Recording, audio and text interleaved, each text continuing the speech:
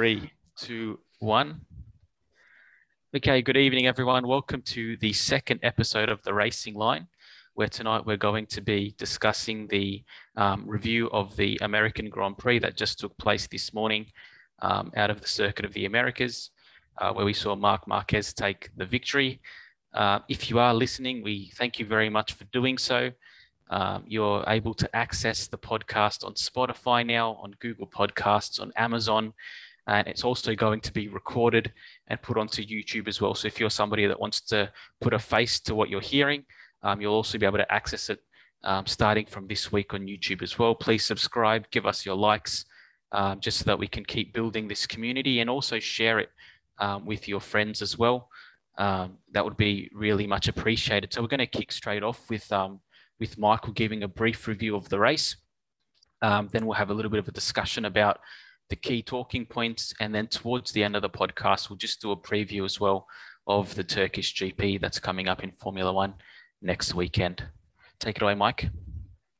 Yeah, hi guys. Try to not take too long in reviewing this race, but I thought it was a pretty interesting race from the outset, to be honest. Qualifying was a mixed bag, to say the least. And then we start the race with the seven-time world champion Marc Marquez putting his foot down in absolutely emphatic fashion, I would say, from the moment that the lights go green. So Marquez led into the first corner and led the whole race after that. And it was what I would say an eerie reminder to the rest of the competition of how dominant this rider has been for so long. It really was like watching the Marquez of old.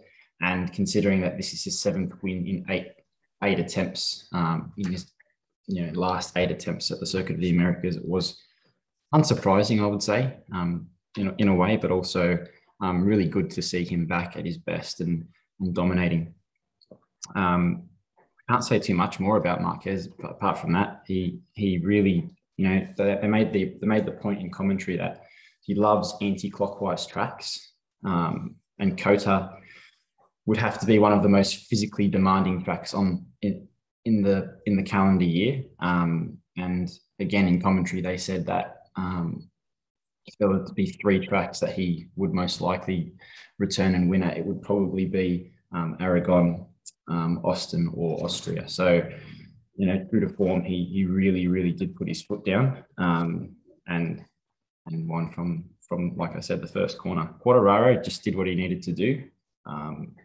Once Marquez was gone, he kind of just was consistent from about that mid-race point onward, and really didn't make an effort to chase him down. Kind of just kept that buffer between him and third, which changed a fair bit in the early to mid-race, but really just stayed consistent and bagged those 20 points that I think will come in handy as we move towards the business end of this competition.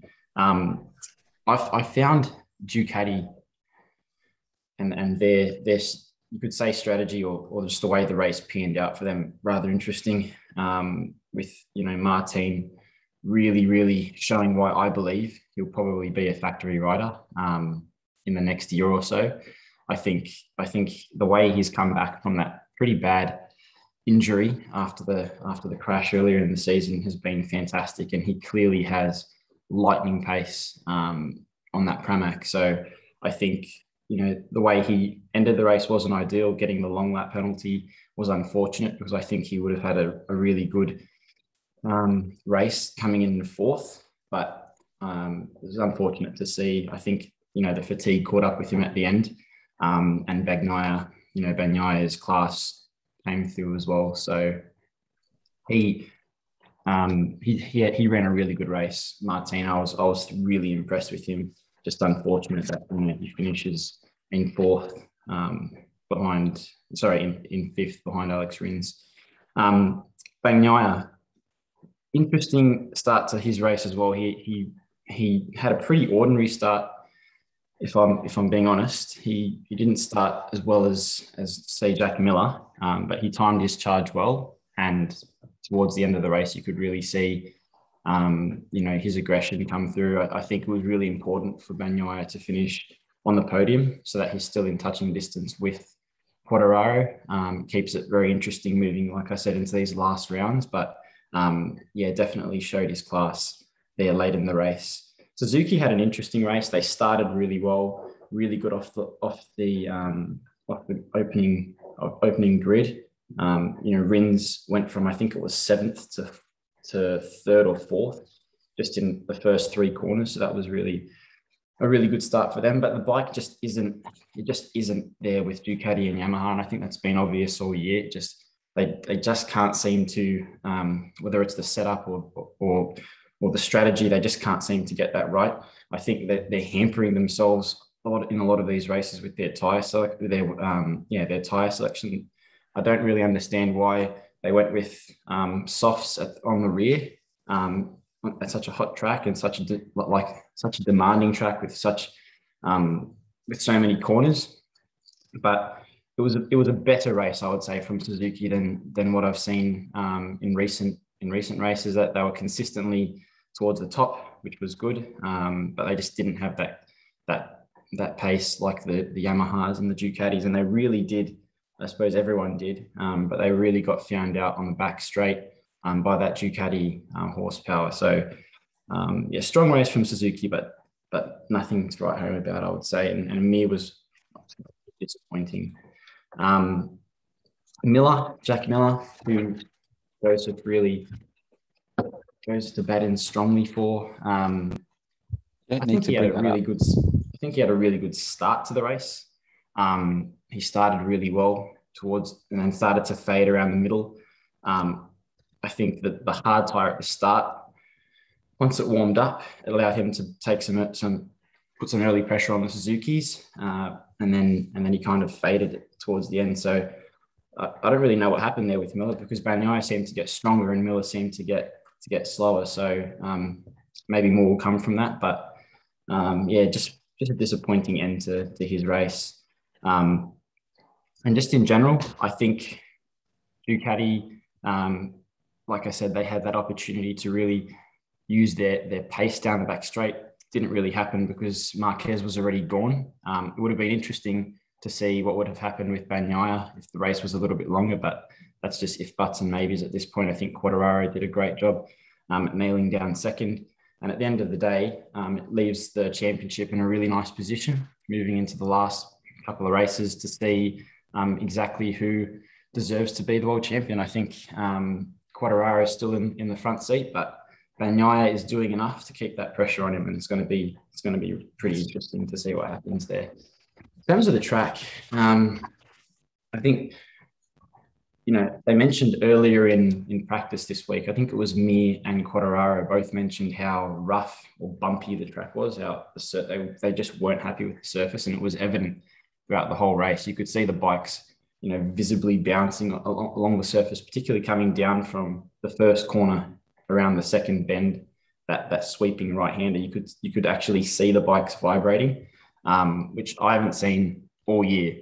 And it'd be interesting to see if Coda's on the schedule for next year, because I think Dorna were actually speaking to their management to see if it can get resurfaced, and it didn't obviously happen this year, but be interesting to see if it will happen by next year, because I don't think the riders were happy with it. Not as many falls as I thought, especially given the temperatures, but they definitely weren't happy with that surface. So that's something to keep our eye on as well. I think it was an excellent race for Honda, a bounce back race for them. Whether or not it shows that their bike has actually improved, I don't know. Because I think a lot of that could have just come down to Marquez's excellence at that circuit. But nevertheless, a really important win for them. They haven't been on the top step of the podium for a while now. So a big win for Honda. Like I said earlier, I think it's still evident that Ducati and Yamaha are the bikes to beat this year.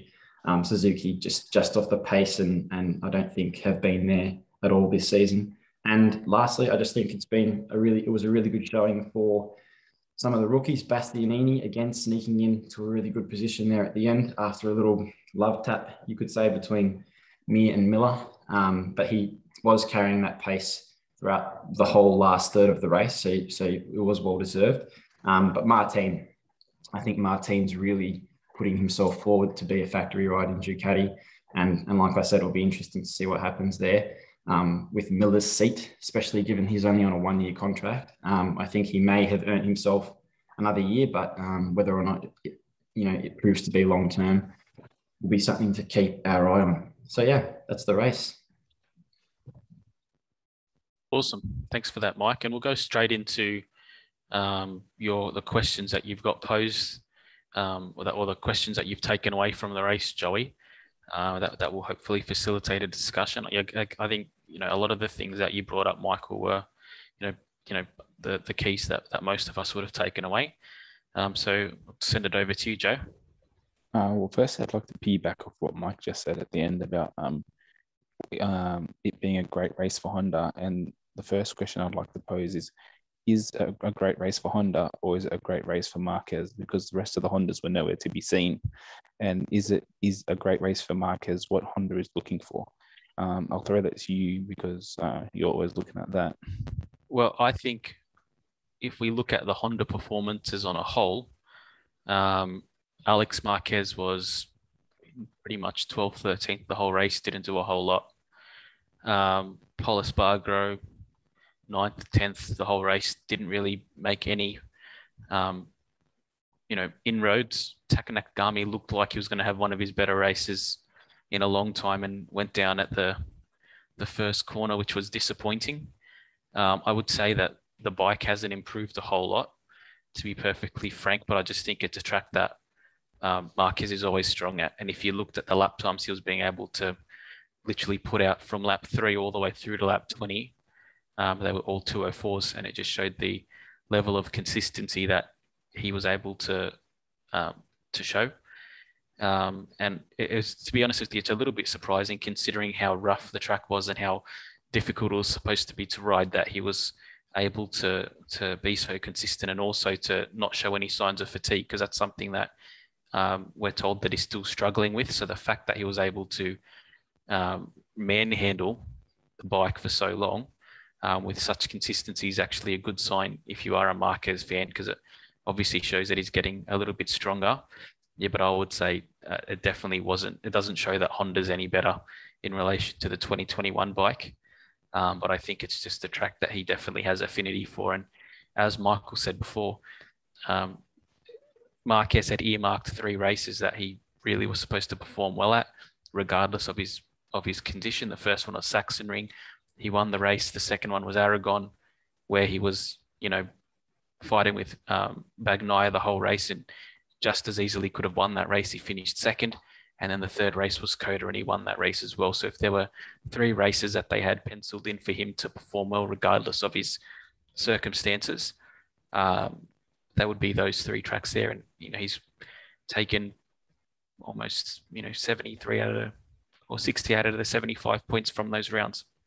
So, sorry, in short, to answer your question, that was a Marquez performance, not a Honda performance.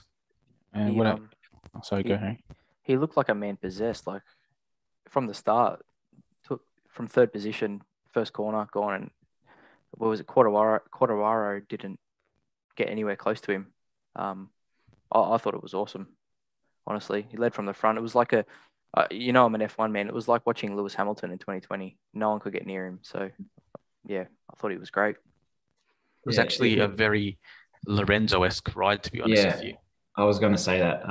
He just, once he got the lead, it wasn't even a question. I was really, really impressed with the way he handled the bike through the S's. There's a lot of S's on that track, and like I mentioned before, it's very physically demanding.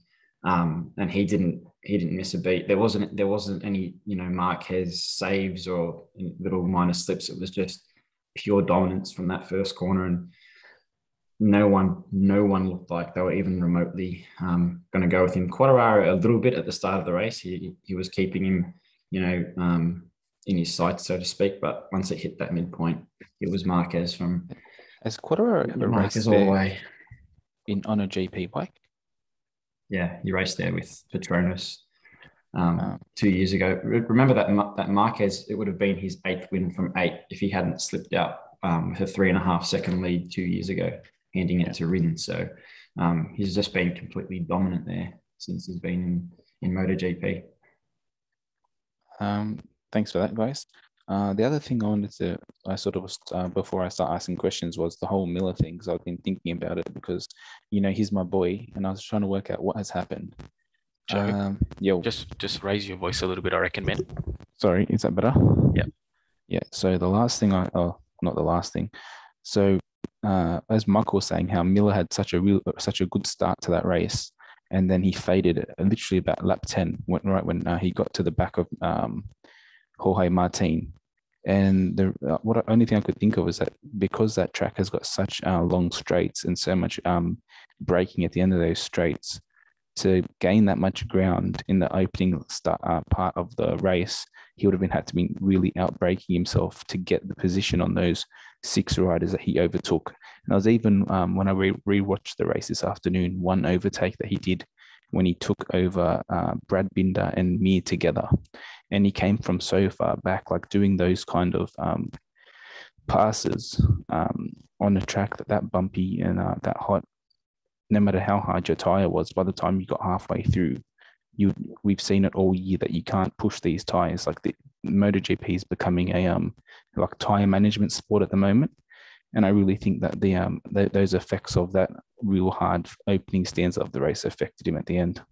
It was also interesting this week that we finally saw the new Honda bike be revealed in testing, and I was thinking about that during the race because I was like, wow, this is sort of like the last iteration of the bike as we know it, because the new bike really looks drastically different and much more like a Yamaha if you look at the front of it.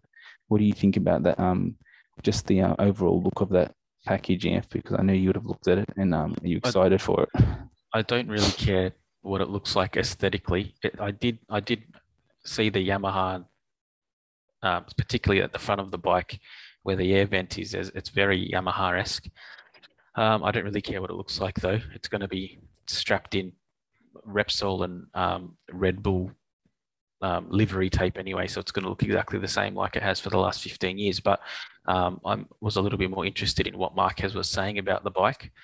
It seems to be a completely different style of bike to what this last iteration was, which is interesting. And at this stage, it's very early, but there's a lot of positives with the bike, but there's also a lot of areas to improve. So I think the fact that they've got the bike out, and ridden it this early is a good sign. Hopefully, testing gets a little bit back to normal now as we move out of a COVID world. And there can be sufficient time testing the bike. You also got to think Marquez didn't have any influence on the testing of the bike last year as well. So towards the end of last year, Bradl and Alex Marquez were kind of doing the heavy lifting for that, and it didn't seem to go, really far at all. And I hope that changes this year. Pol Espargaro seemed to be impressed with the bike as well. So Honda need to figure out how to get a bike that's obviously good for Marquez to ride, but also good for the rest of their stable to ride as well, because you've got some really great riders, Pol Espargaro, Nakagami, Alex Marquez, even Bradl. All these people are riding the bike and can't really do anything with it. So if they're able to get a stronger collective package for everyone to ride, well, Marquez is going to be able to ride it anyway, because he can ride, a great bike just as well as he can ride a piece of crap. But I think getting a more consistent bike that the rest of the team can help develop as well and ride effectively is going to be the biggest thing. Again, to answer your question in short, I like the look of the bike. It doesn't really faze me though. I just hope that they're able to develop something that's a little bit more rideable for everyone else. And I think what we're seeing this year with Marquez, and as he gets stronger, is that he'll be able to ride it. I mean, he's not going to struggle on something that's more compliant to ride. Let's put it that way. I wasn't implying that as in the look, as in what do you think of the look? I sort of meant seeing as a totally new philosophy behind it, and that it's going to be like the first real evolution, a revolution, not evolution, should I say, of the Honda bike for a while. And it's earlier. They've actually started testing it earlier than they traditionally have. It's normally after the last day of the year, they'll, bring out the new bike and they'll test it, 3 or 4 times before the season starts as per usual. But the fact that they've given particularly Mark and Paul the chance to test it a few months before and to get the initial feeling of the bike already, I think is, really, really good. But they need to do it. You need to take into consideration that Yamaha over the last 2 years has developed a phenomenal bike, considering where they were at a couple of years ago, languishing behind Honda. Ducati have, seemed to build a bike that finally turns as well as it, drives in a straight line. And if Honda don't kind of get their act together, they're going to be left behind. And I think what they realized last year is if Marquez goes down, they're nowhere. So that might have been the catalyst that they needed to think, we need to start producing a bike that's a little bit more ergonomic for, all of our riders, because they do have a good stable of riders. Yeah. What were you thinking, Mike? Yeah, look, I definitely agree with what Anthony said. I think HRC being, the institution that they are and having that culture of winning, definitely needed to. They definitely needed to make a change, and if today was evidence to anything, it was to the fact that that bike is still a Marquez bike. It can still be successful so long as the right rider is on it, and I don't think Honda want to be a one rider bike anymore. I think last year was a massive wake up call for them. I mean, they had good riders on their bikes, but they were very limited in how competitive they were. Suzuki made a massive step forward with their tyre wear last year, and I think Ducati and Yamaha responded to that this year, as we see. I think Yamaha would be what I say the leaders in that this year. Their bike has been competitive since not only testing but the first race. They've been utterly dominant in terms of their tyre preservation. I think Ducati obviously have that lightning speed, and I think no other bike can even come close to that. Maybe KTM, but I still think that's their biggest asset. But they've made really, really good strides with how malleable the bike has been this year. So I think Honda needed to do this. They need to be a bike that can be ridden by their whole stable, and I think it's a positive thing. I just quickly transitioning, because we're talking about the bike. So just ask Harry a question quickly, just to finish up on the race. Having not watched many races, Harry, did you find that the race was, in terms of an overall package, exciting, or was it, or not talking about like how Marquez dominated the race, but more like watching the actual action inside the race? What did you think of that as an overall package compared to, say, a Formula One race? Because I feel like at the moment, MotoGP sort of has, like this year especially, sort of become a tyre preservation series, as I said before. I just wanted to see what your take was, having never watched it before, what you thought of the whole overall thing. Yeah, look, I've watched one race before. I think it was the Austria race from earlier this year, and that was certainly more exciting than this one. For me, I was watching Jack Miller, obviously being the resident Aussie in the field.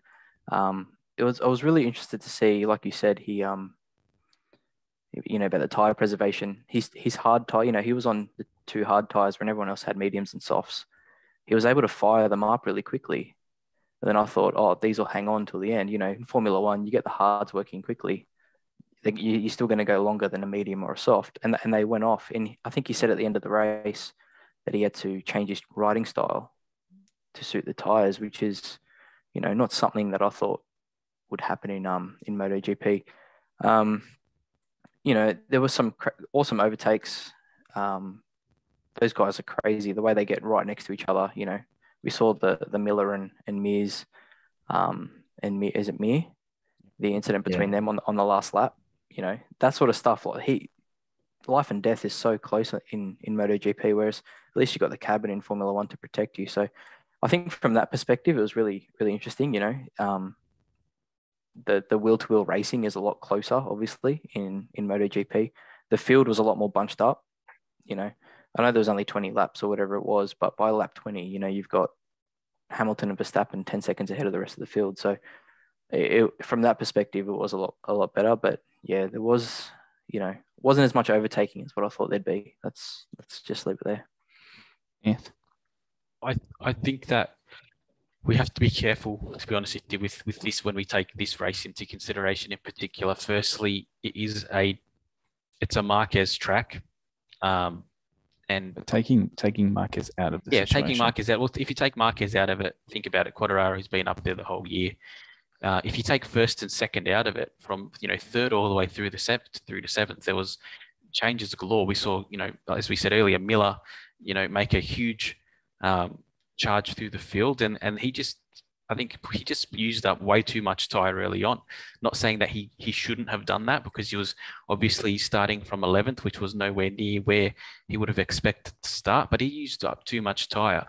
And I think also when we think about the tire situation, it's still providing really great racing. If you think about the amount of late race charges we've seen from people like Brad Binder and even someone like Bagnaia, who over the course of this year, kind of the first half of the race is normally pretty tame, but over the second, there's a skill involved in saving that tire for the end. Bastianini. Sorry, Bagnaia, not Bastianini. And Bastianini has been amazing. I'll wait for you, Ian. So I don't think that we can just kind of say that the tire situation has been altogether negative. There have been some dominating performances by riders, and that's part of racing, and that's why we have world champions and things of that nature. But if we were to look at MotoGP over the last 10 years as a whole and think about the spectacle that it presents, there's always going to be races like this. But on the other hand, you have a race last week like at Aragon, where you've got two guys that are literally within a tenth of each other for the whole race, and that's still the same tire situation as well. So I don't know. I wouldn't say that I'm buying into the whole negativity around the tire wear. And if anything, I think that kind of makes for better racing, because if people can't manage the tire, and there are obviously some people that do it better than others. And if we were going to talk about Jack Miller, he's someone who traditionally tends to fade at the end of races when it comes to tires. And Michael spoke about it earlier as well, about Suzuki picking the wrong tires. Miller is consistently picking tires that are different to everyone else, and sometimes it just doesn't work out, and it didn't work out today. So again, to sync to what I'm trying to say, I wouldn't buy into the whole tire wear issue being as negative as some people are making it out to be. On the contrary, I think MotoGP is in a really strong place right now. What are you going to say, Mike? Yeah, look, I think Anthony's made a lot of other points there. I personally think the tire, building around the tire, is a massive leveler in the sport. I think it forces in a way teams to construct a bike that the best all-round bike wins. And I think albeit the fact that Marquez was out of the season last year, if you just look at the difference from 2020 to 2021, for example, and the responses that teams have made, it's been phenomenal. And I mentioned this earlier, Yamaha really got the balance right. I mean, you're talking about a bike that could not compete at all last year. Quartararo was lost after the first 3 to 4 races, couldn't stay on the bike. He had problems turning the whole season, constantly complaining that he couldn't move the bike, couldn't turn the bike, especially on windy tracks. Ducati was nowhere near where they are this year. Last year, granted, they had a clean out, but Dovizioso was definitely not as competitive as he was in years prior. And I mean, we're talking about Bagnaia, a guy who could not stay on the Pramac at all last year. I mean, the guy was falling every second race. It wouldn't even have been in anyone's mindset that he was going to be challenging for a world championship this year. Comes out in testing at in Losail and burning up the charts from day dot. And I think that's just a testament to how the teams worked in the off season, obviously responding to the all round facets of the Suzuki, but also their tire preservation. It was constantly referred to last year. They had the best tire preservation, and it always bode them well coming into the end of a race. And I think you see that with Yamaha, and you see that with Ducati. And just talking about Ducati, as much as, you know, obviously being Australian, we want to support Australian riders. I have no problem with Miller. I wish him well. I want to see him succeed, but I don't think, you know, the suggestion that, you know, it's Ducati's fault or it's the bike's fault is fair, because I honestly think that Bagnaia is a massive testament to how the bike can perform. I think he's proved that it can perform competitively on windy tracks, which, you know, historically hasn't been the forte of Ducati. I think he's put that to bed, and I think they've got a ways to go, but if they continue to improve with the bike's handling, they can be untouchable next year, considering their pace. So I don't think you know, the bike's a question. I think what's going to be very interesting is to see who's riding in the works team, and obviously in Pramac next year, because and it may not be next year, it could be the year after, but I really think that the future of Ducati is Bagnaia and Martin, and I wouldn't be surprised if Bastianini is moved up to the Pramac seat by next year, because he has really come on strong late in the end, and he's very, very consistent. I think the end of this race, he was flying up the time charts, and if he can be strong towards the end of the race, it's a really good sign for Ducati. And Zarco's fallen on a cliff. Well, that's your support of Miller there, Mikey B, was the most disingenuous thing I've ever heard. Look, I've said this for years now. I like Miller. I think he's a good guy. I think he can be a bit of a whinger sometimes, but he's never been someone that I've thought, yes, he could be a potential world championship threat. I think my eyes are firmly fixed on Remy Gardner. I think he has you know, we throw this word around a lot on this podcast, but I think he's got that killer mentality to him, more so than Miller. And it will be interesting to see how he goes next year on the Tech 3 KTM bike, which I think KTM have definitely, you know, to bring them into this discussion, I think they've taken a bit of a step back this year, and it'll be fun to see where they take the bike next year. I think all the manufacturers will be interesting again next year, but KTM would be one to keep my eye on, because they were really getting competitive toward the end of 2020. So a bit of a shame to see them fall off the way they have this year. I'm going to use that to segue to my next point, which was that the Ducati stable is absolutely stacked with these young, amazing riders. And just to clarify, the 4 main Ducati seats are all filled for next year. So it's Bagnaia and Miller, and then it's still Zarco and Martin. Bastianini's on a Ducati contract with the new Gresini team. Luca Marini's staying with the VAR 46 team.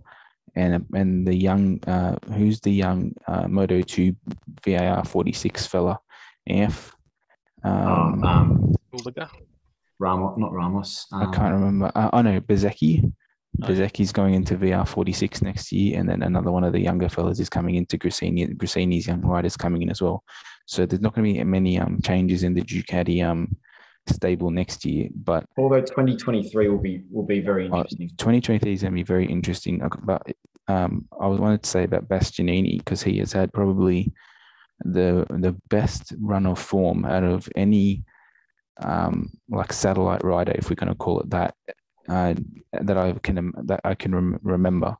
It's sort of like reminding me of those days when Dovizioso and Crutchlow were on those Tech 3 monster Yamahas, how they were really pushing for the podiums. And even though he's not pushing for podiums like they were, the grid is so much stronger now that he actually got a podium. What was it, last week? He got a second, or 2 weeks ago? Or was it a third?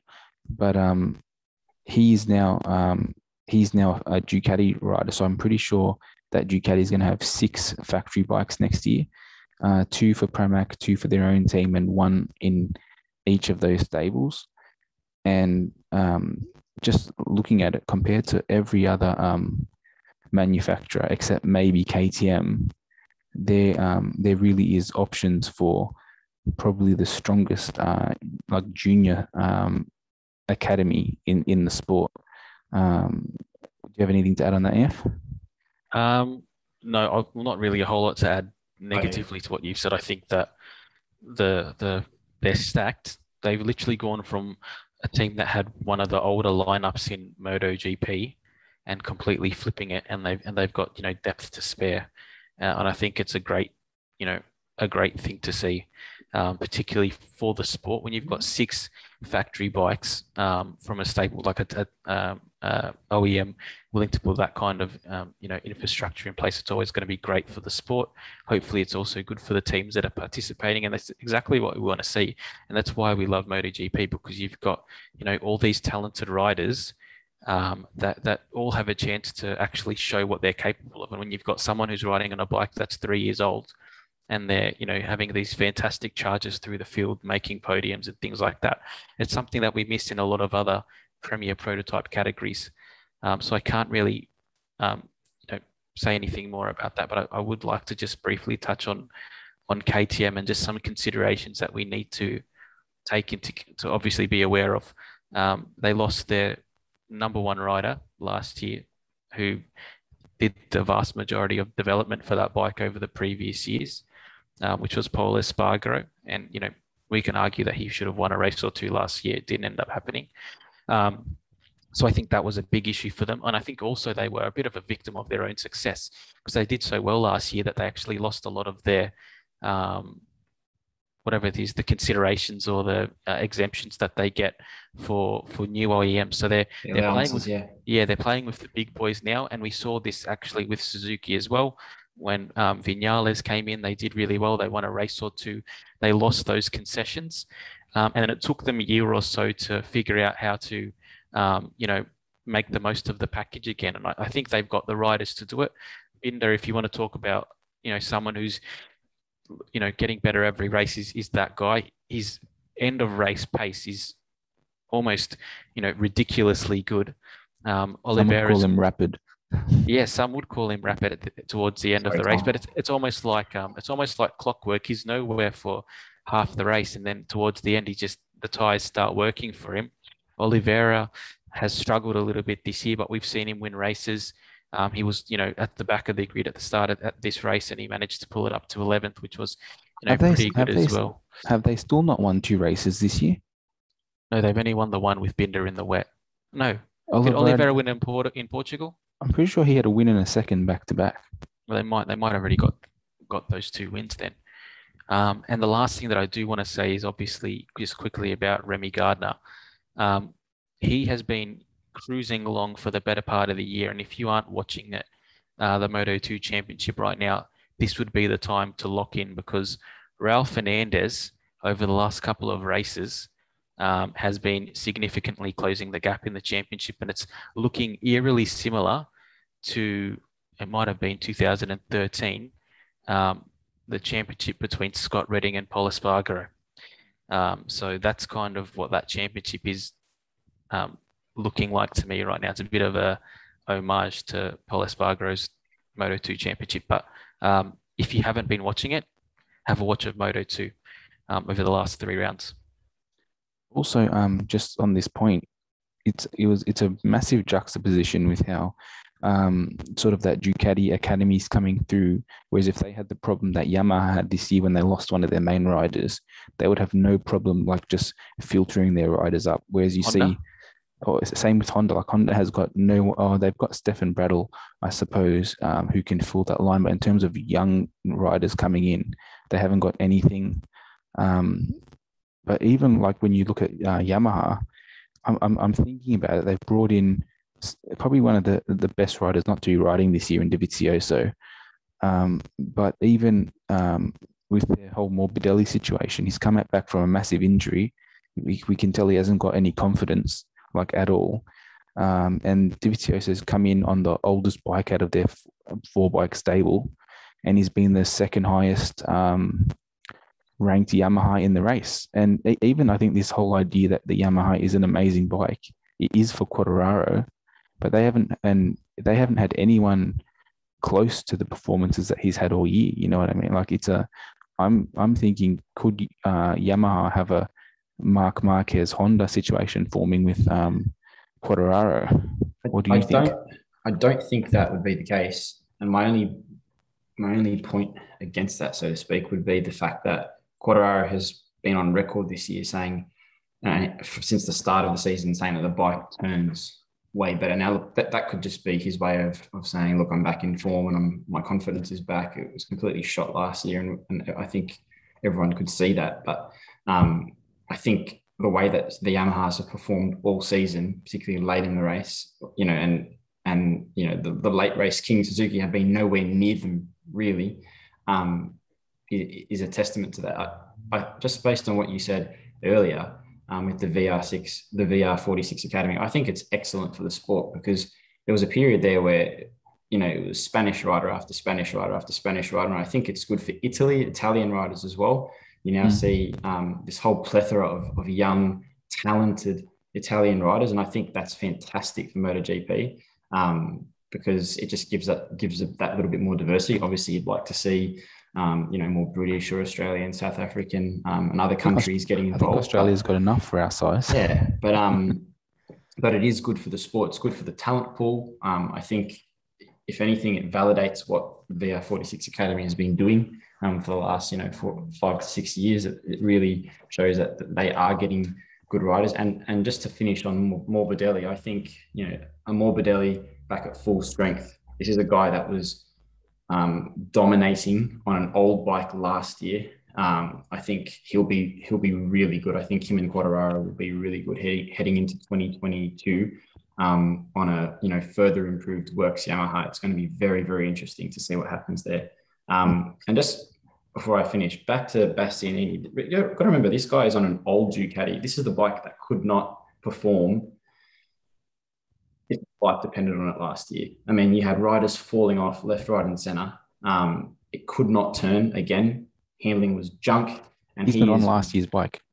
Okay, well, he's on the two-year-old bike. Okay, well, that's my mistake. But regardless, he's on old technology. He's performing really, really well. I'd be very, very interested to see him and Martin as a partnership on a Pramac bike, or maybe somewhere down the line on the Works bike as well. So much talent in the field, and positive things ahead for Ducati.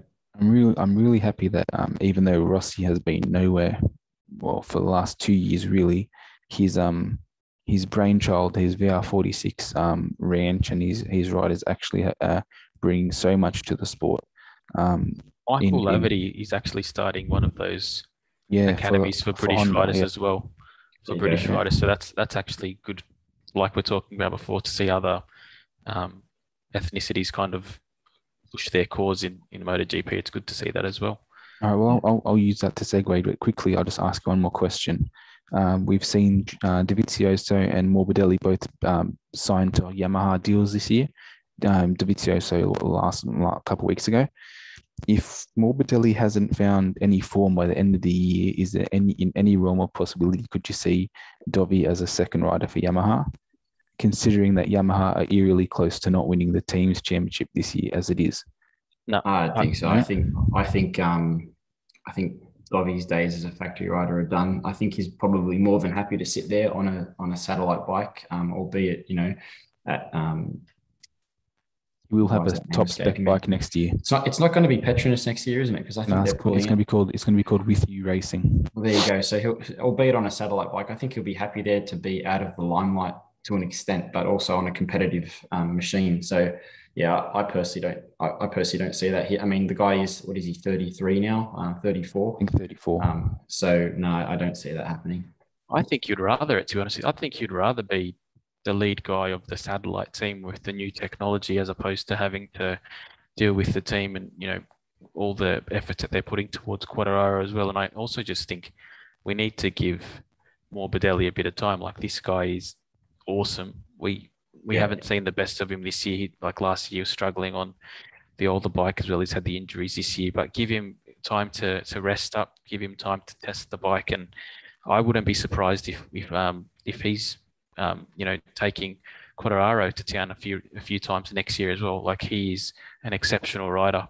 The first of the VR46 riders. You could almost make the point that Morbidelli is the reason why Yamaha have such a good setup this year. I mean, he was the guy advocating for the 2019 chassis all of last year, despite the changes that Yamaha made. He was calling for it all of last year.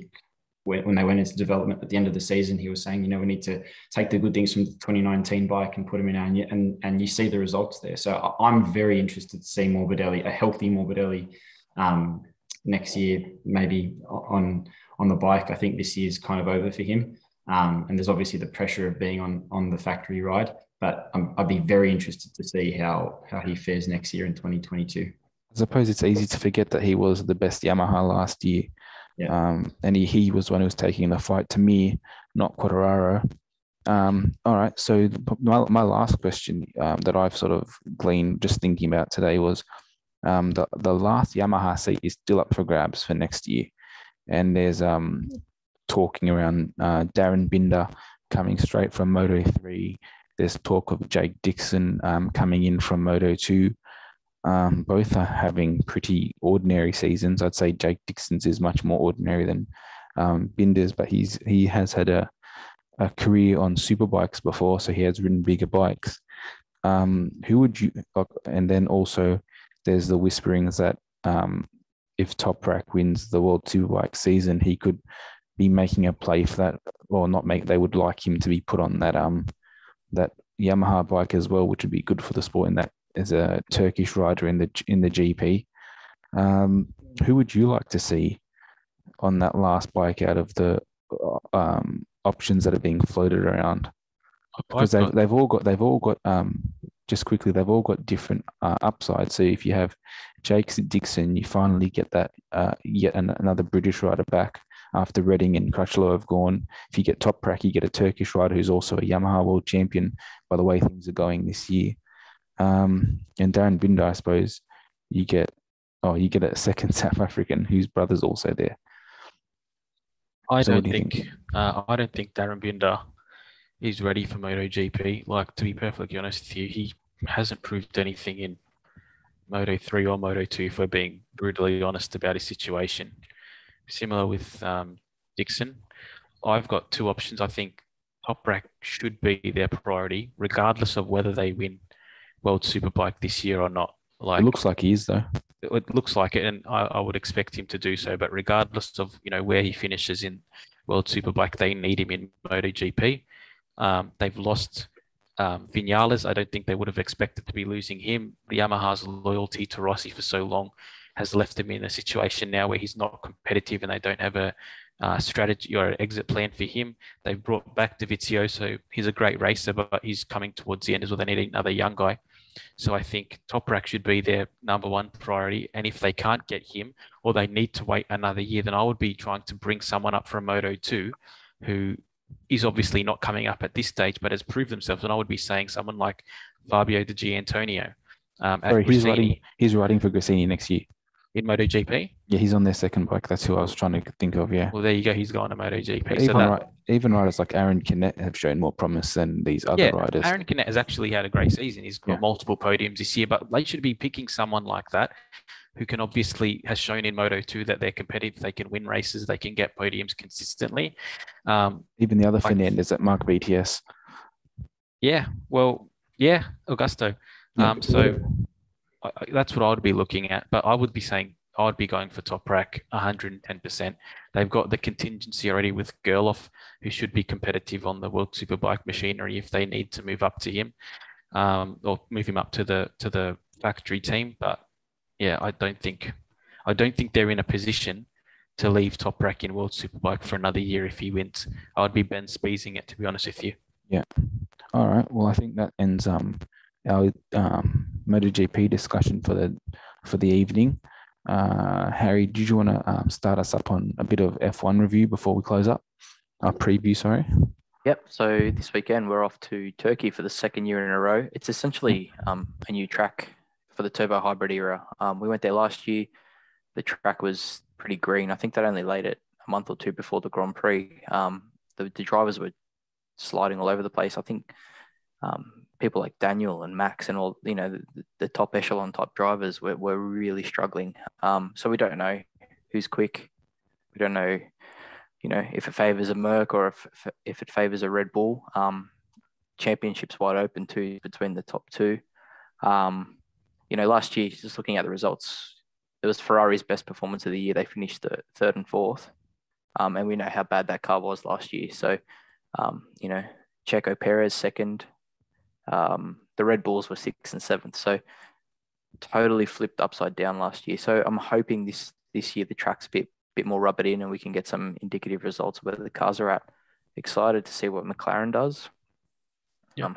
Hopefully Daniel keeps his upward trajectory in that car, and hopefully we see a good battle between Max and Lewis.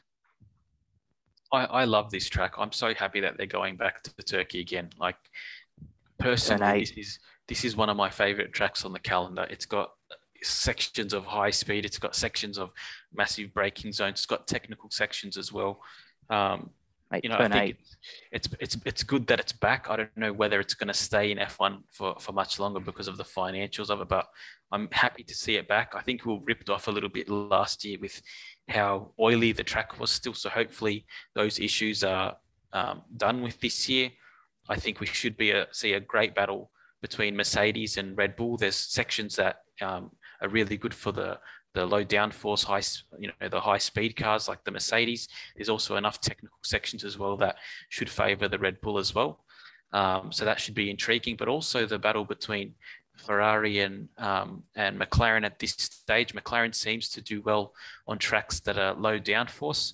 There's a bit of that here, so it should lend itself to them performing well as well. But then also Ferrari, they've been solid all year. And if we want to talk about, apart from the Hamilton against Verstappen battle, the battle for third in the Constructors' Championship is going down to the wire between two traditional heavyweights of Formula One, which is great to see.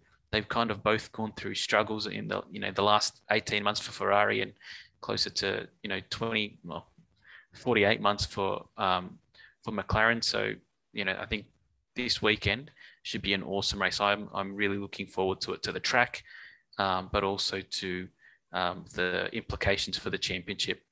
And I think it has to be said now that DNFs and poor performance finishes are going to be huge in the championship battle. And with a aging engine in the back of Hamilton's Mercedes, that's something that we need to keep an eye on.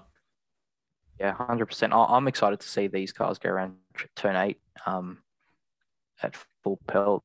We didn't see it last year. They were too slippery.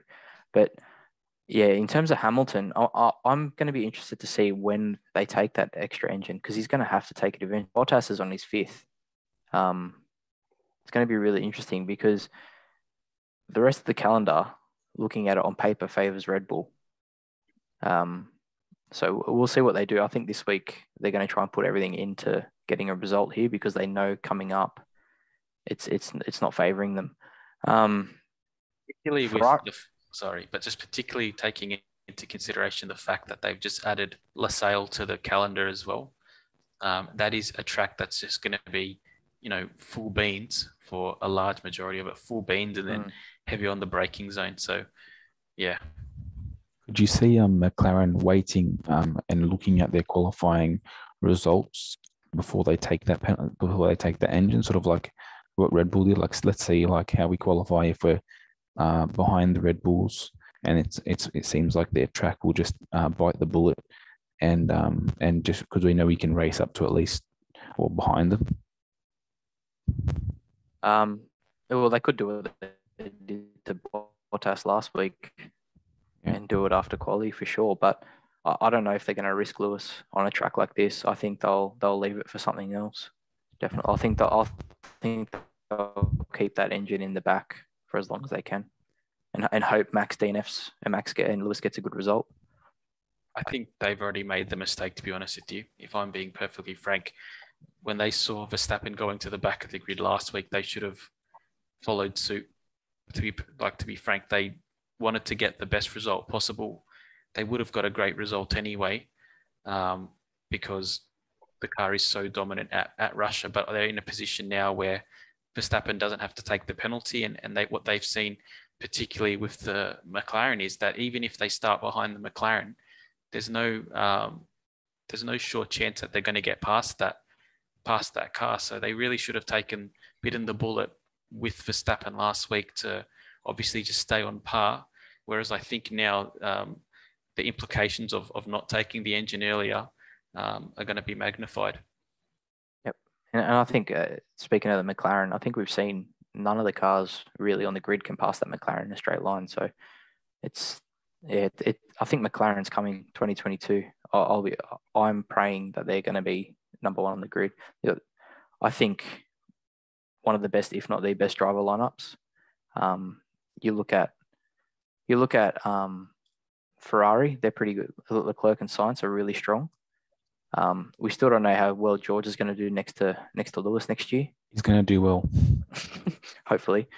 But Red Bull, that second Red Bull seat, Checo started off okay, but that car he's just not performing at the moment, and he's done the opposite to what Daniel's done. Daniel struggled at the start, but he's doing really well at the moment. Checo had a few good results, Baku, a couple of podiums here and there, but the last few races, he's won driver of the day a couple of times, but it's because he's qualified 12th and come through. So it's going to be an interesting end to the year, that's for sure.